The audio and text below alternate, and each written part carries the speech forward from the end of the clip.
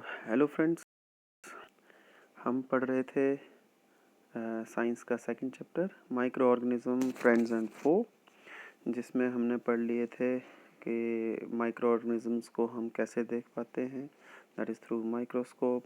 Major groups of microbes हमने पढ़े थे, डिजीज़ कोज्ड बाय माइक्रोब्स पढ़े थे, वायरसेस के बारे में पढ़ा था, कोरोना वायरस के बारे में समझा था, and habitat of micro organism जो था वो भी हमने करा था।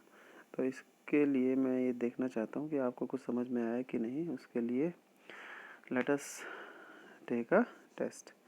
तो tell me which instrument is use to see the microbes को देखने के लिए कौन सा इंस्ट्रूमेंट हम यूज़ करते हैं। फर्स्ट क्वेश्चन है ये यस, माइक्रोस्कोप। कौन सा यूज़ करते हैं? माइक्रोस्कोप। बहुत बढ़िया। सेकंड क्वेश्चन है what are the four major groups of microbes. Micro organisms के दो मेजर ग्रुप्स के नाम और चार मेजर ग्रुप्स के नाम बताइए। तो बताइए। यस, बैक्टीरिया, उसके बाद फंगस और फंजाई, उसके बाद प्रोटोजुआ, प्रोटोजुआ के बाद एल्गी। ओके, तो ये हो गए हमारे कितने ग्रुप? चार। तो ये चार मेजर ग्रुप जो हैं वो हमने पढ़े थे। तो these are the four major groups of microbes: algae, bacteria, fungus, protozoa. आगे था नेक्स्ट क्वेश्चन कि what are the characteristic feature of viruses. Virus के करेक्टरिस्टिक फीचर्स क्या होते हैं? तो एक तो ये माइक्रोस्कोपिक होता है। जो मेन करेक्टरिस्टिक फीचर ये होता है कि it reproduce only inside host. It reproduce only when inside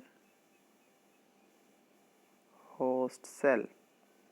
host cell के अंदर जब होता है तभी रिप्रोड्यूस करता है, अदरवाइज ये रिप्रोड्यूस नहीं करता।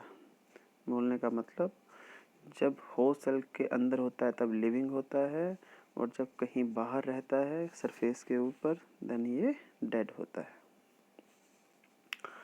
नेक्स्ट क्वेश्चन था name the viruses responsible for present lockdown of India. क्या नाम है उसका? मैंने बताया था आप लोगों को। यस, नो, कोविड-19 नहीं है, उसका नाम है कोरोना वायरस। मैंने पूरा नाम भी बताया था आपको, SARS 2 corona virus, severe acute respiratory syndrome 2 corona virus. और बीमारी ये कोज करता है कोविड-19, corona virus disease. Corona virus disease 19 इसलिए क्योंकि सबसे पहले ये दिसंबर 2019 में पाया गया था, इसलिए 19। Okay, then next question is name one disease each caused by bacteria, protozoa, virus, fungus. इनसे होने वाली एक एक डिसीज़ के नाम आपने हमें बताने हैं। तो बैक्टीरिया से होने वाली एक डिसीज़ का नाम बताओ। Yes, it is typhoid. Salmonella typhi करके एक बैक्टीरिया है जो कोज करता है टाइफाइड। एक टीबी भी है। प्रोटोजोआ वाली डिसीज़ कर दो, बता दो। प्रोटोजोआ से होती है, प्रोटोजोआ से कौन सी होती है? प्रोटोजोआ से होती है एम से मलेरिया। मलेरिया करता है कौन?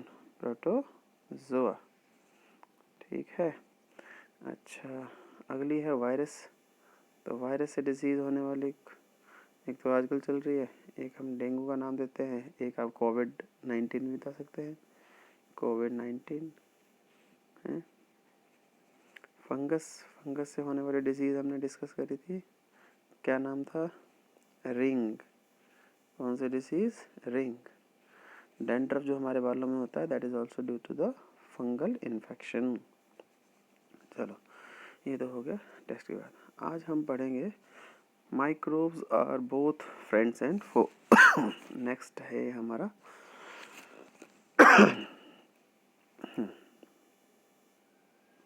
Microbes both friends and foe. इसमें हम सबसे पहले लेंगे फ्रेंडली माइक्रो ऑर्गेनिजम्स। तो फ्रेंडली माइक्रो ऑर्गेनिज्म में हमारे सिलेबस में है 6 टाइप के जो काम ये कर रहा है वो हमारे को दिखाए गए हैं। एक तो हाउस होल्ड हम बोल देते हैं इसको, household benefits, making of curd and bread जो हम घर पे कर लेते हैं। देन इंडस्ट्रियल बेनिफिट्स, इंडस्ट्रियल में हमारे आती है अल्कोहल प्रोडक्शन, एसिड प्रोडक्शन। तीसरा आ जाता है मेडिसिनल यूजेस में आ जाते हैं हमारे एंटीबायोटिक्स। देन वैक्सीन्स, ये भी मेडिसिनल यूजेस में आ जाएगा, इसको वैक्सीनेशन में ले आते हैं हम अलग से। देन नेक्स्ट है increasing the soil fertility, nitrogen fixation, ये आप लोगों ने पढ़ा था, राइजोबियम का नाम पढ़ा था ना, नाइट्रोजन फिक्सिंग बैक्टीरिया, यस ये वही है। Then cleaning of environment, decomposers, fungus और बैक्टीरिया जो हैं वो डिकम्पोज कर देते हैं। जंगलों में आप लोगों ने पढ़ा है कि जंगल में जो पत्ते गिरते हैं तो वो कौन डिकम्पोज करता है, बैक्टीरिया और फंगस। जो भी dead and decaying organic matter है उसके ऊपर ये फंगस और बैक्टीरिया उगते हैं और उनको डाइजेस्ट करते हैं। इस तरह से हमारा एनवायरनमेंट क्लीन करते हैं। तो हम इनको थोड़ा डिटेल में पढ़ेंगे। सबसे पहले आ गया हमारा फ्रेंडली माइक्रो ऑर्गेनिजम्स। सबसे पहले हम करेंगे हाउस होल्ड। किस में पढ़ेंगे? हाउस होल्ड में।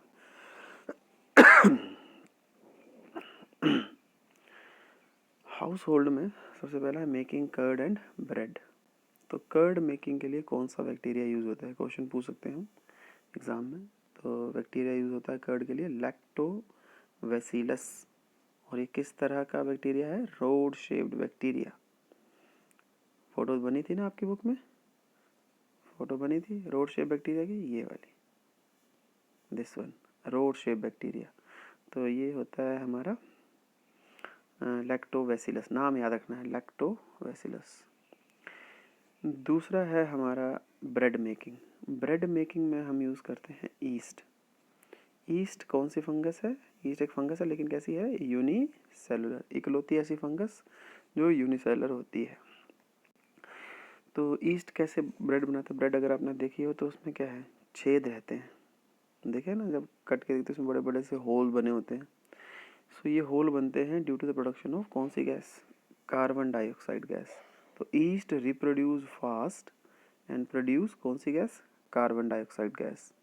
और ये बबल ऑफ गैस जो है that increase the volume of dough. तो आटा जो है वो फूल जाता है, उसका साइज इंक्रीज हो जाता है। तो इसमें आप लोगों ने हाउस होल्ड प्रोडक्ट में याद रखने हैं making of curd and bread. Curd के लिए हम जो यूज़ करते हैं वो है हमारा लैक्टोबैसिलस, और ब्रेड के लिए हम क्या यूज़ करते हैं? ईस्ट। घर में और भी चीज़ें हम बनाते हैं, जैसे इडली वगैरह जब हम बनाते हैं तो उसमें भी हम लोग क्या यूज़ कर लेते हैं? दही यूज़ करते हैं। क्यों करते होंगे? दही में क्या रहते हैं? लैक्टोबैसिलस नाम के बैक्टीरिया। तो लैक्टोबैसिलस नाम के बैक्टीरिया जो है वो हेल्प करते हैं किसमें? फर्मेंटेशन में। तो ये आपकी बुक में भी लिखा होगा, यस, ये यहाँ पे देखेंगे हम लोग। It multiplies the milk and convert into curd. Bacteria are also used to making what? Cheese, pickles, and many other food items. An important ingredient of suji idlis and bhatura is curd. Can you guess why? Yes, because they cause fermentation. वो क्या cause करते हैं? fermentation, carbon dioxide release होती है इसके दौरान और इडली फूल जाती है। भटूरा भी फूला हुआ देखा होगा आप लोगों ने, तो इसलिए हम ये यूज़ करते हैं। Next slide is micro organisms, friendly micro organism. इसमें हम कमर्शियल यूज़ देखेंगे, इंडस्ट्रियल यूज़। तो इसमें हम यूज़ करते हैं फर्मेंटेशन। फर्मेंटेशन जो है that is digestion of organic matter in the absence of oxygen, तो इसमें प्रोड्यूस होता है अल्कोहल, जिसको हम डिस्टिलेशन के बाद बनाते हैं वाइन। और भी बहुत सारे माइक्रोब जो हैं they are use to produce acetic acids, हम विनेगर भी कहते हैं। विनेगर, ठीक है। इसमें भी कौन सी हम माइक्रोब यूज़ करते हैं? ईस्ट। फर्मेंटेशन के लिए कौन सा माइक्रोब यूज़ करते हैं? ईस्ट। किस में यूज़ करेंगे? हम कार्बोहाइड्रेट के ऊपर यूज़ करेंगे, जिसमें हमारा मटेरियल आता है बार्ली, जिसे हम जौ कहते हैं, वीट तो आपको पता है, गेहूँ, then rice and fruit juice. इनके ऊपर इनको हम ग्रो करते हैं, ईस्ट को। और ईस्ट क्या करता है? फर्मेंटेशन करता है। फर्मेंटेशन क्या होती है? Digestion of this organic material in the absence of oxygen, और उसका एंड प्रोडक्ट क्या बनता है? एंड प्रोडक्ट बनता है अल्कोहल या एसिड्स, जिन्हें हम कई चीज़ों के लिए यूज़ करते हैं।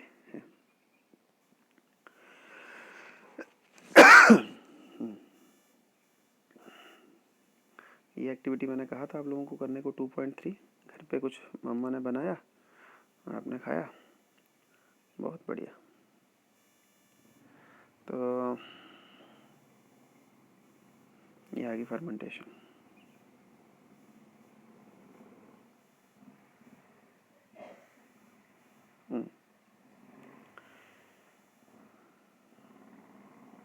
Conversion of sugar into alcohol is called as fermentation, ऐसे बता रहे हैं। लुइस पास्चर नाम के जो साइंटिस्ट थे, उन्होंने सबसे पहले फर्मेंटेशन को खोजा था। वो discovered fermentation for the first time. It was Louis Pasteur. ये फोटोग्राफ दिया उनका। देन आ गया third, micro organism as in medicine. Medicine में माइक्रो ऑर्गेनिज्म जो है, they are use to make antibiotics. Antibiotics कहाँ से बनते हैं? बैक्टीरिया एंड फंगस से। ये माइक्रो ऑर्गेनिजम्स हैं। एग्जाम्पल दिए हैं आपको एंटीबायोटिक्स के, स्ट्रेप्टोमाइसिन, टेट्रासाइक्लिन, अरिथ्रोमाइसिन, पेनिसिलिन। ये जो पेनिसिलिन नाम का है, ये सबसे पहला एंटीबायोटिक्स है जो डिस्कवर्ड किया था अलेक्जेंडर फ्लेमिंग ने। The first antibiotic that was discovered by Alexander Fleming is penicillin. And penicillin की खोज जो हुई थी वो एक फंगस से हुई थी। उस फंगस का नाम था पेनिसिलियम नोटेटम। आप सिर्फ इतना रखेंगे, पेनिसिलिन किससे मिलता है हमें? पेनिसिलिन मिलता है हमें एक फंगस से। और किसने खोजा था सबसे पहले? अलेक्जेंडर फ्लेमिंग ने। और इस वैसे एंटीबायोटिक होते क्या हैं? सबसे पहले तो ये पता करना पड़ेगा, व्हाट आर एंटीबायोटिक्स। एंटीबायोटिक्स क्या है? They are the chemicals produced by one set of bacteria और microbes which check the growth of other set of microbes। Check माने रोकना। एंटीबायोटिक्स ऐसे केमिकल हैं जो किसी एक तरह के माइक्रोब्स द्वारा प्रोड्यूस किए जाते हैं, और वो दूसरी तरह के माइक्रोब्स को ग्रो करने नहीं देते, उनकी ग्रोथ को रोकते हैं। फॉर एग्जांपल, अगर ये वन सेट है, फर्स्ट सेट, ये अलग तरह का दूसरा बैक्टीरिया है, ये अलग तरह के बैक्टीरिया है या माइक्रोब्स हैं, ये अलग तरह के बैक्टीरिया है। ये एक केमिकल प्रोड्यूस करते हैं, they will produce a chemical जो किसको ग्रो नहीं करने देगा? जो इसको ग्रो करने नहीं देगा। तो समझे? These are the chemicals, antibiotics are the chemicals produced by one set of microbes which check the growth of second type of microbes. Done. So ये आपकी बुक में भी लिखा है, these medicines kill or stop the growth of disease causing microbes, such medicines are called antibiotics। ये antibiotics कहलाते हैं। और एक और ख़ास बात, एंटीबायोटिक्स केवल काम भी किसके अगेंस्ट करते हैं? They work against only bacteria and fungus. Antibiotics do not have any effect on virus, do not affect virus. Virus के ऊपर इसका कोई इफेक्ट नहीं होता। और जो यूज़ है इसका जुडिशली यूज़ करना चाहिए। अगर डॉक्टर ने जो डोज़ कही है वही डोज़ हमें लेनी है, उससे ज़्यादा या उससे कम डोज़ हमें नहीं करनी है। इसका जो कोर्स होता है एंटीबायोटिक्स का, we have to complete the course of antibiotics. Although बीमारी हमें, जैसे 5 दिन का कोर्स है तो 3 दिन में हमारी बीमारी ठीक हो गई तो हम छोड़ देते हैं 2 दिन का, ऐसा नहीं करना है। अगर डॉक्टर ने प्रेस्क्राइब किया है कि we have to complete the 5 day course, तो we have to complete the 5 day course. Okay. किसने डिस्कवर किया था सबसे पहले? ये antibiotics was discovered by Alexander Fleming. Alexander Fleming. Alexander Fleming की भी स्टोरी है, कर तो कुछ और रहे थे, हो कुछ और गया सडनली। सेरेंडिपिटी बोलते हैं एंटीबायोटिक की खोज को, ठीक है। ये काम कर रहे थे स्टेफाइलोकोकस नाम के बैक्टीरिया के ऊपर। तो एक पेट्री प्लेट्स होती है जो बाहर रह गई, कंटामिनेशन हो गया उसमें। तो उन्होंने देखा कि कुछ फंगस जो है वो उस प्लेट में उगाई है जो उन स्टेफाइलोकोकस नाम के बैक्टीरिया को ग्रो करने नहीं दे रही है। फिर उन्होंने पता लगाया कि ये फंगस एक केमिकल रिलीज़ कर रही है जो केमिकल उस बैक्टीरिया को ग्रो करने नहीं दे रहा है। तो यहाँ से वर्ड आया एंटीबायोटिक। एंटी होता है अगेंस्ट, बायो होता है life, against the life of other organisms. So some chemicals which inhibits the growth of other organisms. So ये हो गया थर्ड। फोर्थ है हमारा वैक्सीन्स।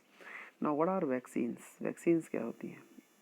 नाउ वैक्सीन्स जो हैं वो हम वायरसेस के अगेंस्ट बनाते हैं, मोस्टली बैक्टीरिया के अगेंस्ट भी होती हैं। तो वैक्सीन जो हैं they are dead and weakened microbes, या तो मार दिए या तो उनको वीक कर दिया गया है, which when injected inside our body leads to the production of antibodies by our immune system.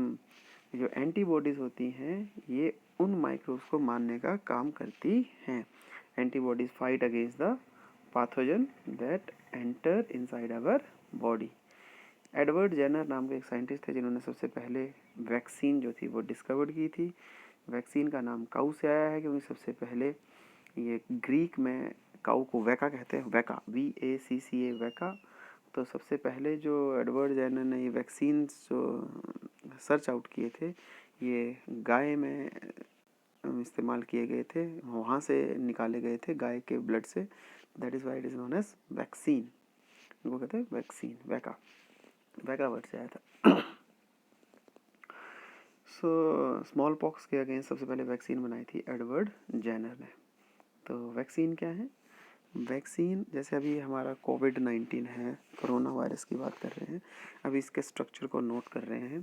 तो एंटीजन्स जो हैं जो हमारे शरीर के अंदर घुसते हैं इसके बाहर की बॉडी, तो एंटीजन का स्ट्रक्चर जो है वो पता लगा रहे हैं। जब एंटीजन का स्ट्रक्चर का हमें पता चल गया तो हम उस एंटीजन के स्ट्रक्चर को एज ए वैक्सीन यूज़ कर सकते हैं जो हमारी बॉडी के अंदर इंट्रोड्यूस होते ही उसके अगेंस्ट हमारी बॉडी क्या बनाना शुरू करेगी? Antibodies.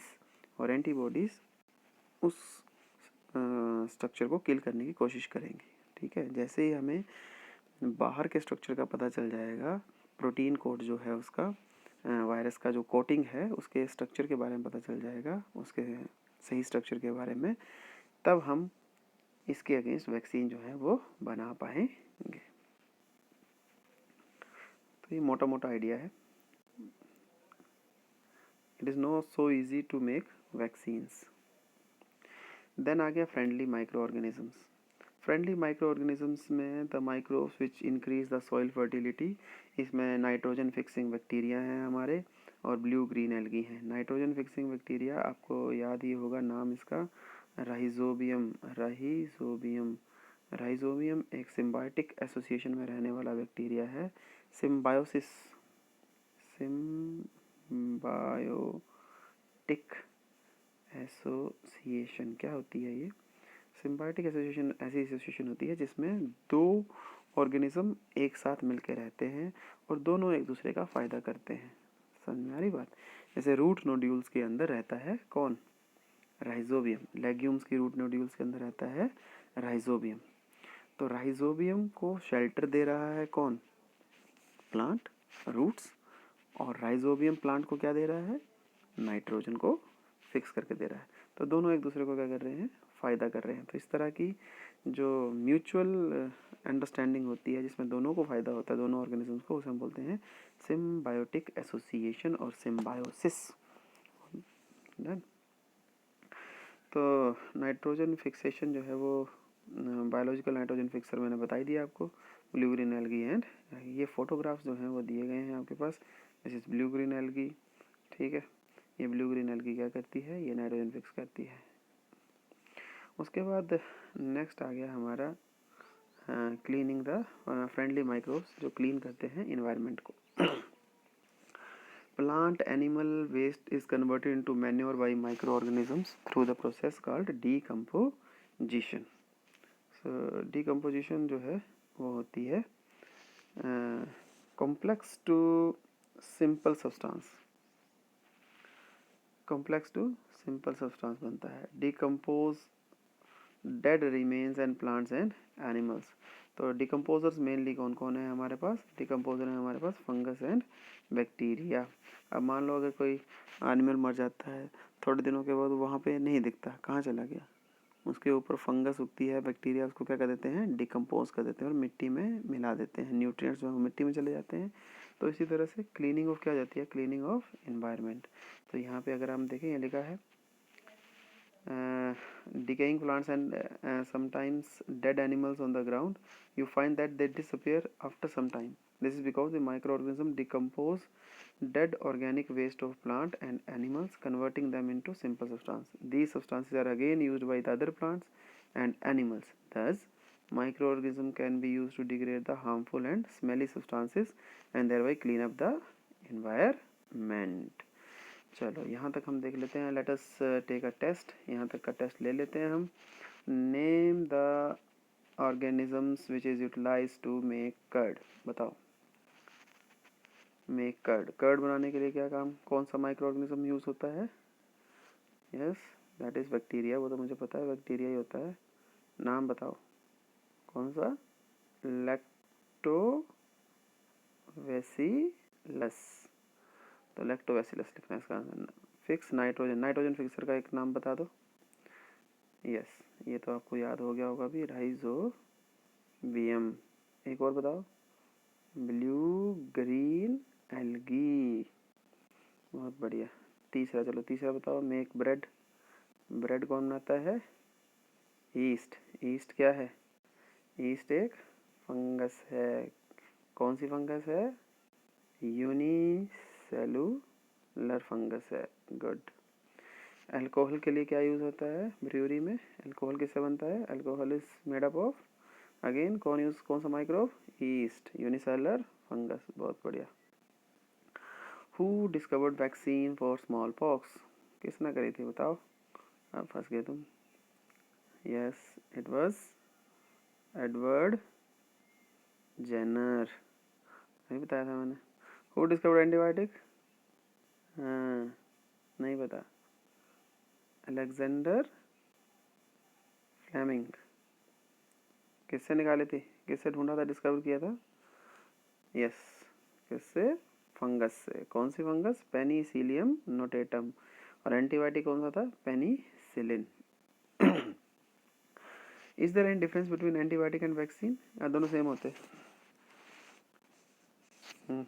Both are different. Yes, so there is a difference between antibiotic and vaccine. Antibiotics जो हैं वो क्या हैं? They are the chemicals produce by one type of microbe which inhibits the growth of other kind of microbe. और vaccines क्या है?